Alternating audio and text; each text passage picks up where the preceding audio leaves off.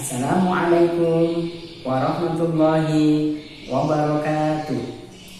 Perkenalkan, nama saya Zainal Fitrani, mahasiswa PPG dalam jabatan Kementerian Agama BED 3 tahun 2022 di LPTK IAIN Ponorogo. Saya bertugas di MTS YPKH Syamsuddin, Jalan Lawu, Gang 4, Nomor 4, Jurisawu, Nologaten, Ponorogo. Pada kesempatan kali ini, saya akan mempresentasikan hasil praktek video pembelajaran saya di dalam kelas.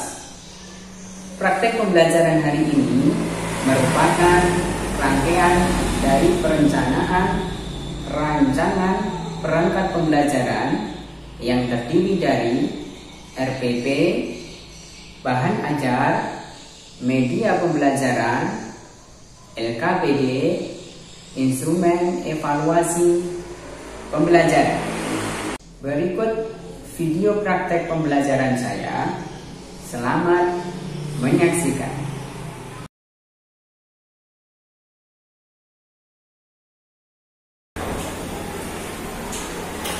Selamat pagi anak-anak. Pagi, semuanya sehat? Sehat. Nah, seperti biasanya kita mulai pembelajaran hari ini. Mari kita berdoa terlebih dahulu. Silakan untuk sholawatnya dipimpin berdoa.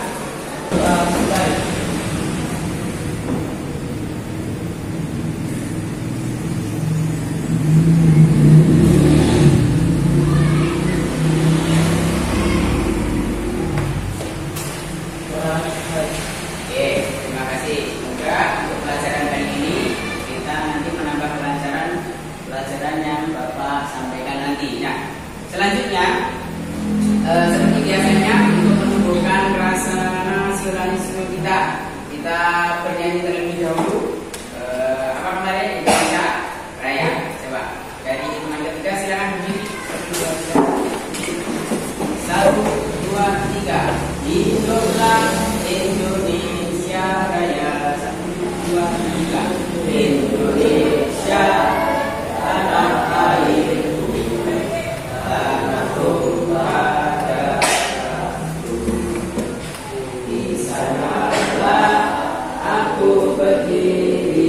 Untuk selanjutnya,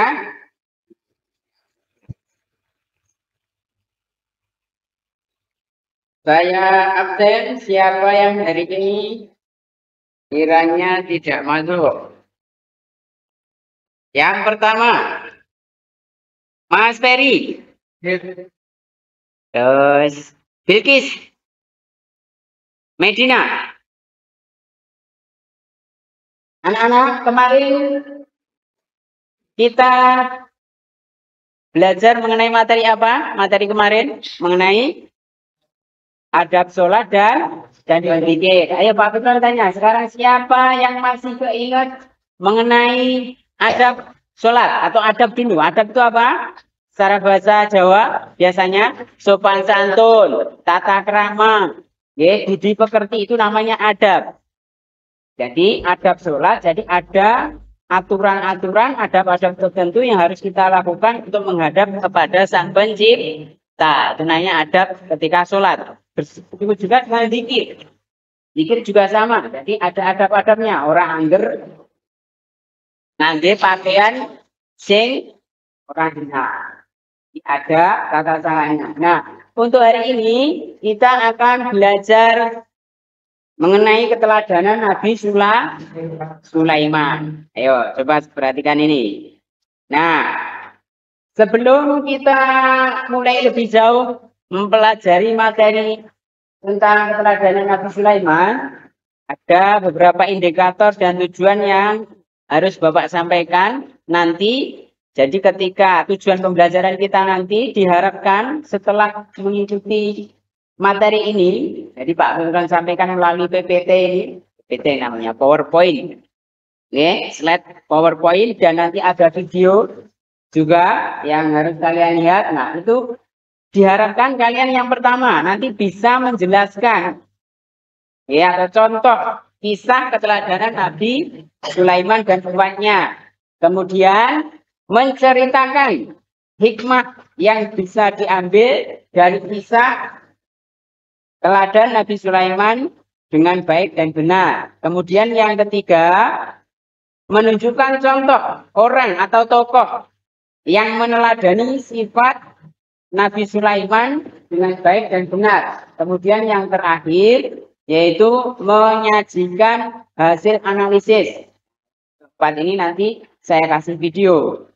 Seperti kemarin saya bagikan, kita bagi kelompok, 3 kelompok saya bagikan, dan nanti didiskusikan bersama teman kalian. Nah, kemudian bab 5 ya. Ayo coba perhatikan gambar berikut. Kelihatan enggak? Gambarnya siapa itu? Gambarnya siapa?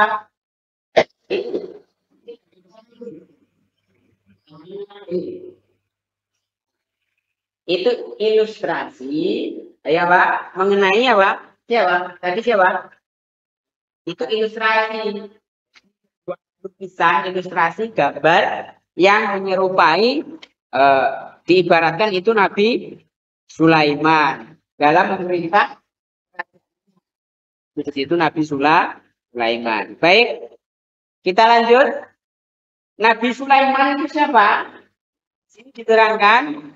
Nabi Sulaiman itu adalah nabi, seorang laki-laki yang pada usia belasan tahun ini sudah menampakkan tanda-tanda kecerdasannya. Cerdas. Jadi otaknya sangat cerdas. Jadi mulai kecil sudah tampak kecerdasan otaknya. Jadi kepandaian berpikirnya itu sangat tinggi. Jadi kalau zaman sekarang generasi namanya milenial, ini zamannya 4.0 ya, generasi milenial beramal, generasi milenial namanya. Itu kalau Nabi Sulaiman ini di zamannya dulu, itu generasi milenialnya zaman dulu, jadi sangat-sangat cerdas beliaunya itu. Yang utama menjadi arif dan bijaksana itu pasti, itu Nabi Sulaiman. Nah, Nabi Sulaiman itu putranya siapa? Nabi Daud. Kan Daud ini sawah lah ya. Nabi Daud. Iya, bapaknya namanya Nabi Daud alaihissalam. Jadi bapaknya Nabi Sulaiman itu adalah Nabi Daud. Nah, di sini ada beberapa karunia besar atau mukjizat yang dimiliki Nabi Daud itu diantaranya yang pertama, mengetahui bahasa semua binatang. Jadi Nabi Sulaiman itu bisa mengetahui bahasa binatang. Jadi binatang apa ya, rungu. Binatang itu mengucapkan apa dalam hatinya itu beliau sangat paham, tahu. Kemudian nomor 2, Nabi yang paling kaya di antara manusia sepanjang sejarah peradaban. Jadi tekan besok di kiamat. Nabi Sulaiman adalah nabi yang paling kaya, jadi terkaya sepanjang sejarah peradaban. Paling kaya sungkin legedu, duwe wakeh. Makanya tadi dalam ilustrasi digambarkan banyak sekali wanita-wanita itu selir-selirnya. Ada koi jenis mas-mas biasanya pokoknya piringnya, ada banyu, semuanya itu menggunakan emas. Omai kerajaan ini semuanya emas. Koi kaitannya ya, itu Nabi Sulaiman. Kemudian yang ketiga, mempunyai pasukan.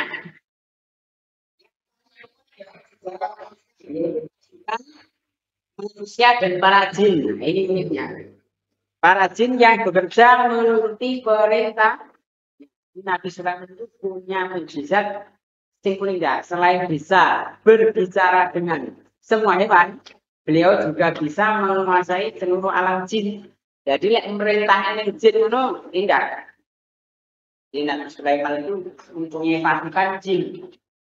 Ini orang pasukan manusia toh. Manusia yang punya itu pasukannya dan jin pun juga punya. Ini sangat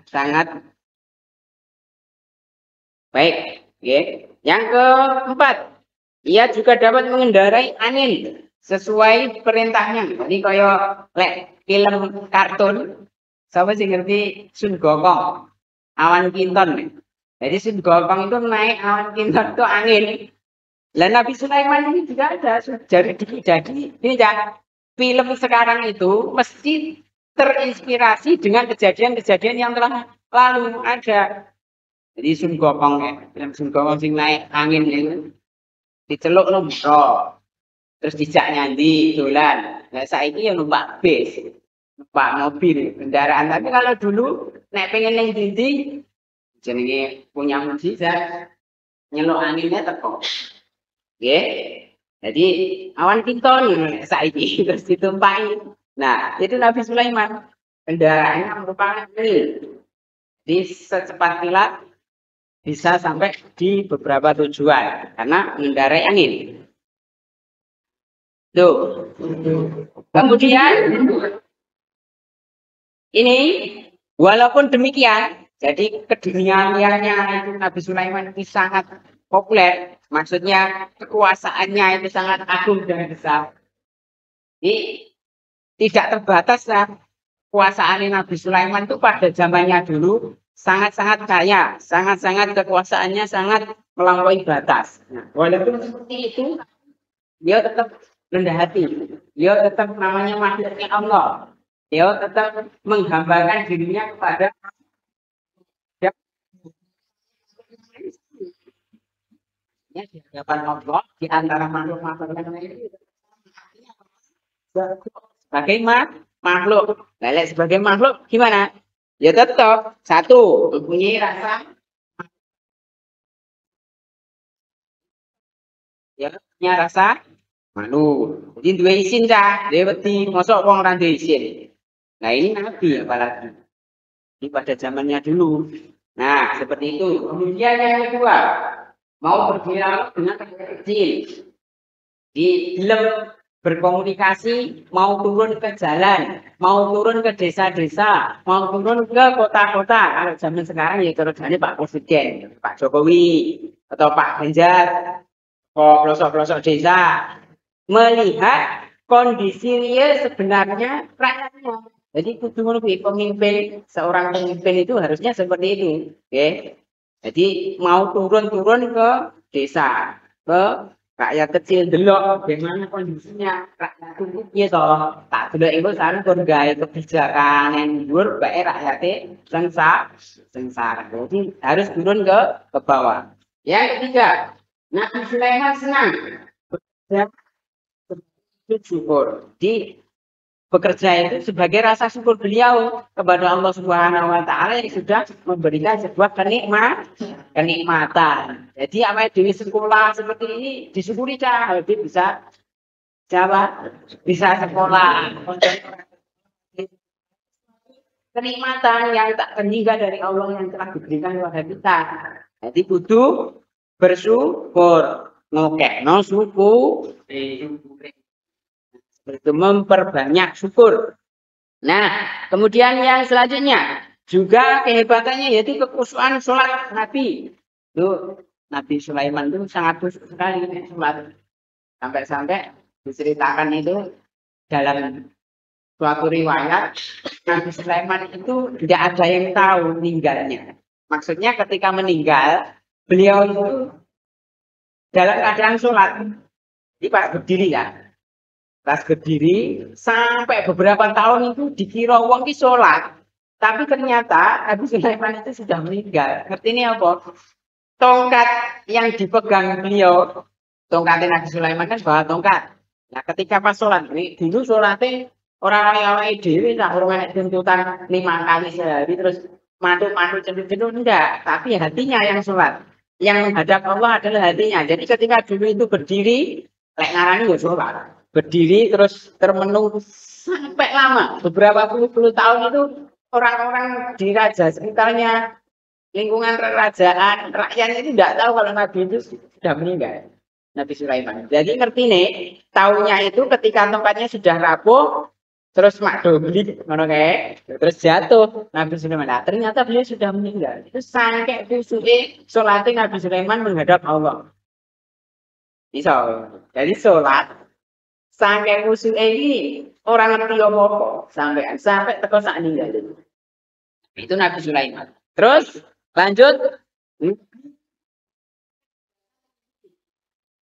Memiliki sifat rendah hati. Semuanya tertanam di beliau ini. Rasa kasih sayang terhadap manusia, apalagi manusia, wong jin ya, rasa kasih sayangnya punya kepunyaan sesama manusia, sama jin. Terus Nabi suka bermusyawarah. Nah, mungkin cukup untuk hari ini. Ada yang ditanyakan anak-anak dari paparan dari tadi mengenai Nabi Sulaiman, keteladanan beliau. Adakah yang sekiranya dari materi tadi yang kurang jelas? Tidak ada? Nah, nanti kita simpulkan nanti ya. Nah, coba sekarang kita lihat dulu video berikut.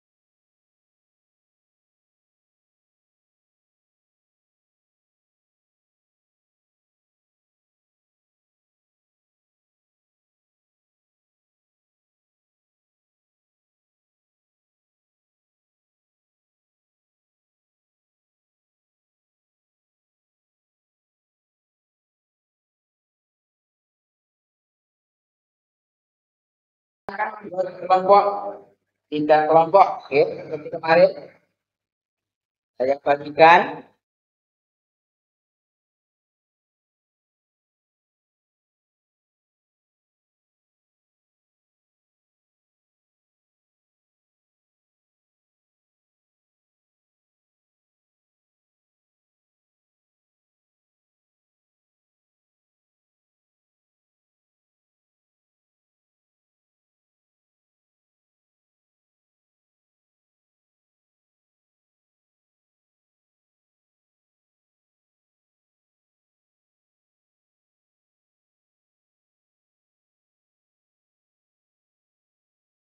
Jadi kisah Nabi Sulaiman yang disebut itu yang ada di situ tadi, silahkan dibuat, dimasukkan keteladanan apa yang bisa diambil dari kisah yang diceritakan oleh Habib Rizki tadi dengan semut. Silakan ditulis dalam lembar LKPD 1 yang telah Bapak bagikan. Silakan ditulis ya. Apa tadi yang bisa diambil dari kisah teladan yang disampaikan oleh Habib Rizki antara Nabi Sulaiman dengan siapa? Semut. Oke.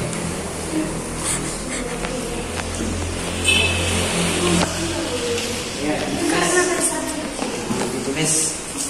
Dengan diceritakan dia bisa mengetahui semua biasa binatang. Nabi yang paling kaya di sepanjang sejarah peradaban mempunyai pasukan yang paling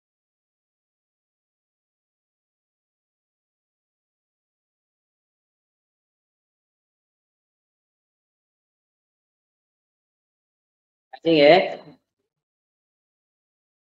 Nah, anak-anak, dari diskusi yang telah kita lakukan tadi,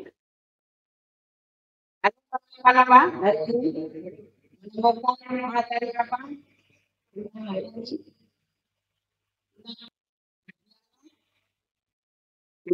Ini siapa lagi tadi? Ya, beliau sebagai wujud syukur. Terus apa lagi? Ya, beliau punya kecerdasan tinggi. Beliau sangat rendah hati. Terus kemudian manusia sayang.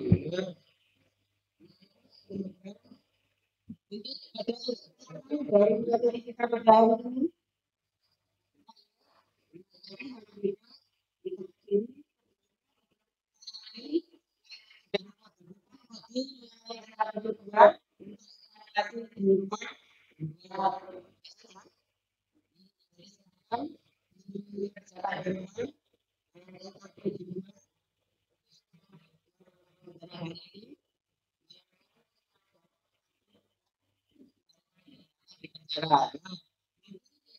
dari Bapak, mohon maaf, bila benar,